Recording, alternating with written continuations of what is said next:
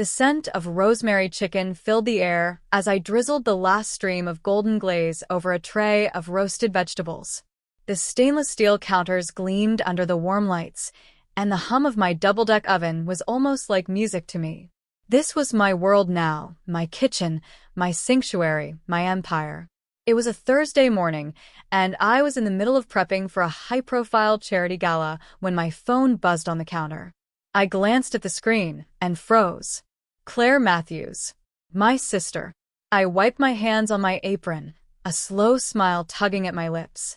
We hadn't spoken in over a year, not since that awkward Thanksgiving when she told me, in front of the whole family, that my little cooking hobby would never pay the bills. I had walked away that night, choosing silence over another fight. But now, she was calling me. Curiosity outweighed my hesitation. I slid my finger across the screen. "Hey," I said, keeping my tone light. Her voice crackled through, a little too cheerful. "Hey, Emily. I was wondering, do you do catering for private parties? I have this event coming up, and I really need the best." The best. The irony was almost too delicious to swallow. I glanced around my bustling kitchen, the aroma of success thick in the air. "Yes, Claire," I said softly, my lips curving into a slow grin. "I do. 3 years ago, my kitchen looked nothing like it does now. Back then, I was living in a tiny apartment in Columbus, Ohio, with a galley-style kitchen that could barely fit 2 people side by side. The countertops were chipped, the linoleum floor was yellowed with age, and the cabinets creaked every time I opened them. My cookware was a mismatched collection of thrift store finds: 1 dented frying pan, 2 saucepots with worn handles, and baking sheets so warped they leaned to one side. It was a Saturday afternoon when Claire stopped by to check in. She breezed in wearing a crisp blazer, her designer heels clicking against my floor, scanning the room like she was touring a bad real estate listing. "This is where you cook?" she said, wrinkling her nose. "Emily, it's cute, but you can't seriously think you'll ever make a living from here." I tried to laugh it off, but the words stung. I'd been working double shifts at a diner and baking from home on the side, small orders for neighbors, birthday cakes for friends. It wasn't much, but it was mine.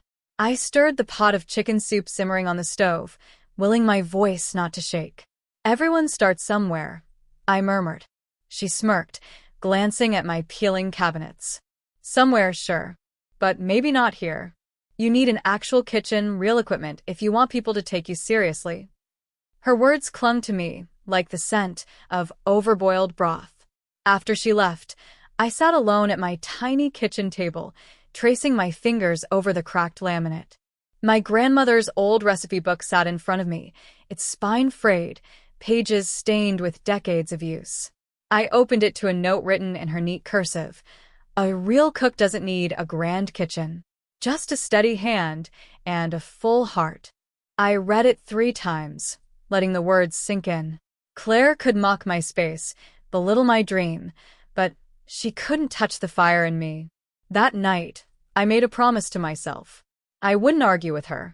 I wouldn't defend myself. I would work. I would learn.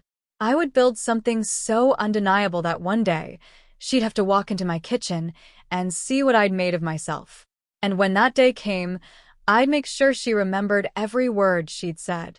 The morning after I made that promise to myself, I got up before the sun. I pulled on my old hoodie, tied my hair into a messy bun, and started baking muffins for the little coffee shop 2 blocks away. It wasn't glamorous, but it was work, and every order meant I could tuck a few more dollars into my savings jar. For months, my days blurred into a cycle of early mornings and late nights. I'd clock out from the diner at 10 p.m., then come home and experiment with recipes until the small hours. My neighbors complained about the smell of garlic wafting through the hallways at midnight, but I didn't care. Opportunity came in the form of Mrs. Carter, a retired caterer who used to own one of the most sought-after event companies in the city. She'd come into the diner for breakfast every Thursday, always ordering my omelet special. One morning, she asked if I'd ever considered catering. "I don't have the space," I admitted. "Or the equipment. Just this." I gestured toward the back kitchen, where the diner's stove hissed and clattered. Mrs. Carter leaned in, her eyes twinkling. Space and equipment are tools, honey. Talent is the foundation. And you've got that. Within weeks, she let me rent her old commercial kitchen part-time for a modest fee. It felt like stepping into another world. Polished steel counters, ovens big enough to roast 20 chickens at once, shelves lined with gleaming copper pots. The first event I catered was a small engagement party for 20 guests. I was terrified. I kept picturing my sister's smirk, her voice dripping with doubt. But when the bride-to-be hugged me at the end of the night and whispered, "Everyone's still talking about the food," something inside me shifted. From there, the jobs grew. A corporate luncheon for 50. A charity bake sale that raised triple its goal. A high school reunion that landed me 3 more bookings. Each paycheck went into upgrading my equipment, designing a logo, and building a website. Still, I kept my family in the dark. On social media, I posted only modest photos, a close-up of a cake here, a basket of pastries there. I didn't want anyone, especially Claire, to know the full scope of what I was building. Within 2 years, I had my own catering space, bright, spacious, and completely mine. The walls were painted in warm terracotta, shelves overflowed with jars of imported spices, and the air was always scented with something baking. I had 3 full-time employees, a steady stream of clients, and a reputation that had spread far beyond Columbus. And still not a word from Claire. I figured she'd either forgotten her jab about my kitchen or assumed I'd given up. But deep down, I wanted her to see, to stand in my space and realize she'd been wrong. I didn't expect that moment to come in the form of her needing me. When her name lit up my phone that Thursday morning, I knew. This was it. The day I'd been working toward, quietly, stubbornly, for years. And I was ready. Claire showed up the next afternoon to go over details for her party. I told her to meet me at my kitchen, not realizing, perhaps, what that would mean to her. When she walked through the glass double doors, she froze. The reception area gleamed with soft pendant lights and cream-colored walls. A polished marble counter displayed neat stacks of my custom menus, each embossed with Matthew's Catering in gold script. Framed photographs lined one wall, images of lavish spreads at weddings, black tie galas, and charity dinners. In every picture, there I was, smiling with my team, my apron crisp and clean. Claire's heels clicked against the hardwood as she stepped further in. Her eyes darted from the floral arrangements on the counter to the wall of framed culinary awards. "Wow," she murmured, her voice thin. "Right this way," I said, leading her through a glass door into the main kitchen. The space was alive.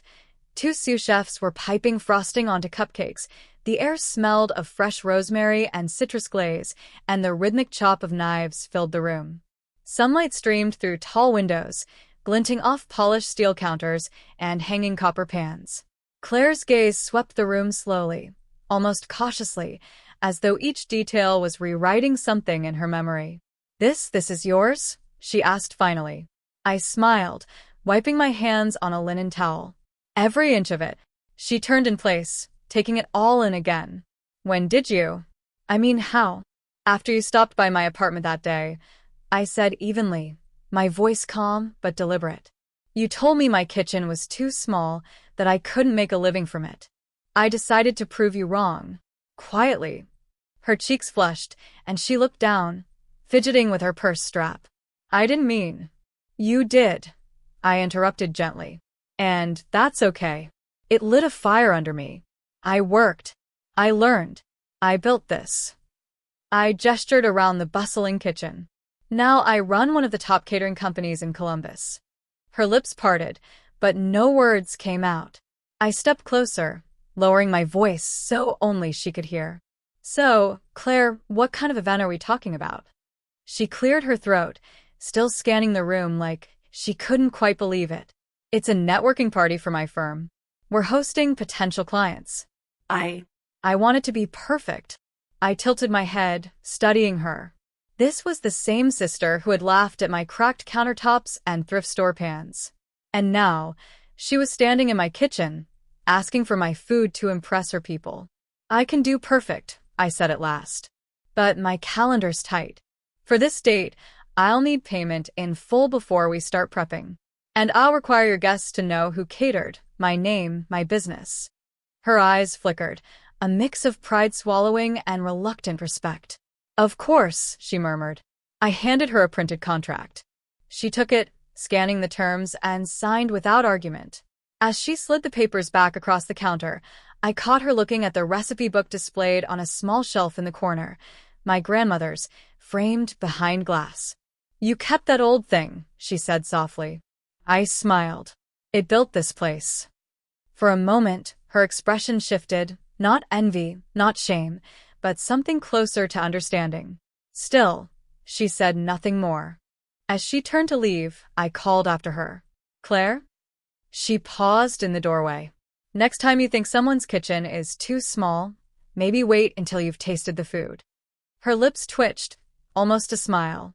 Then she was gone, the sound of her heels fading down the hall.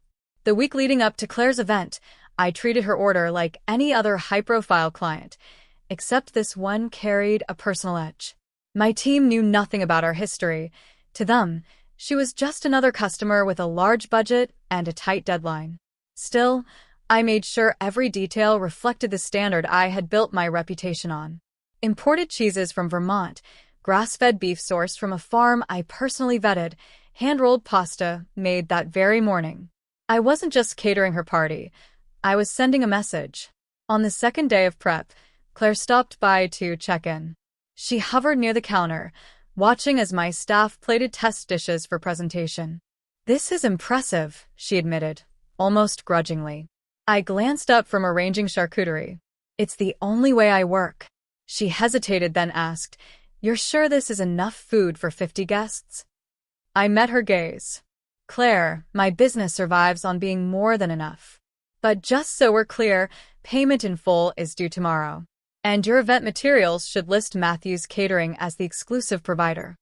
She pressed her lips together, then nodded. Fine. You'll have the payment tonight.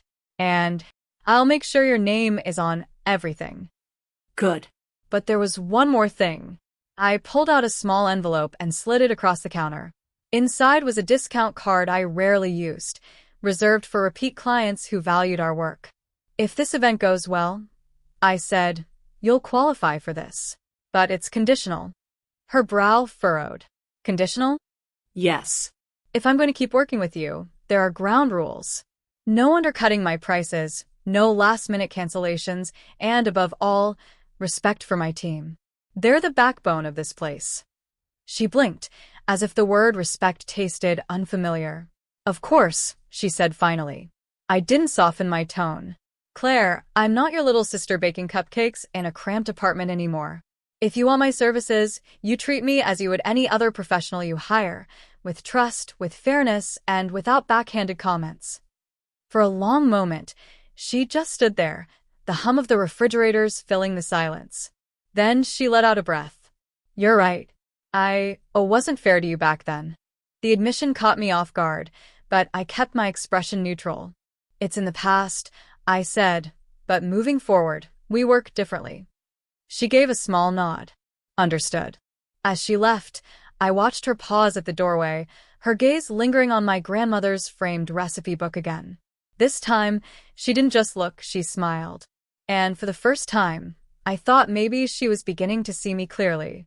The night of Claire's event, my team and I arrived at the downtown venue hours before the guests. The space was all glass walls and soft lighting, with sweeping views of the city skyline. We transformed one corner into an elegant catering station, draped in white linen, dotted with silver serving trays, and crowned with floral centerpieces that matched the color scheme of her invitations. As the first guests arrived, I stayed in the background, letting my staff work their magic.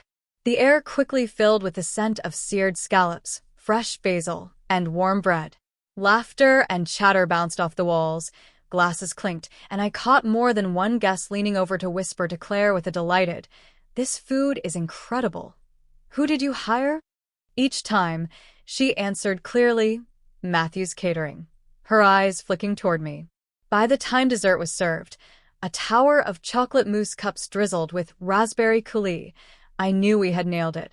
People were snapping photos, asking for business cards, even hinting at future bookings. When the last guest left, Claire found me by the service table. She stood there for a moment, as if searching for the right words. Emily, her voice was softer than I'd heard in years. Tonight was perfect. You were perfect. I owe you an apology for that day in your apartment, and for every time I doubted you. I studied her face, looking for insincerity, but all I saw was sincerity and maybe a little regret. You don't owe me anything, I said. I learned more from your doubt than I ever could have from your support back then. It pushed me to become who I am now. Her gaze drifted to the dessert table, then back to me.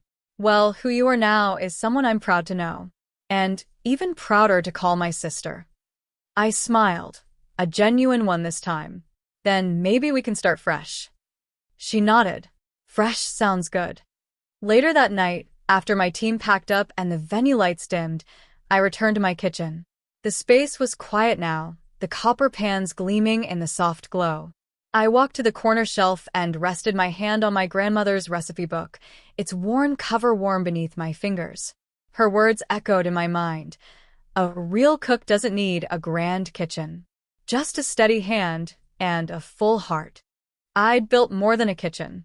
I'd built a life, one rooted in passion, resilience, and a kind of grace that no insult could take away. I smiled to myself, knowing I'd never need to prove anything to anyone again. Turns out, my kitchen was never too small. Her vision was.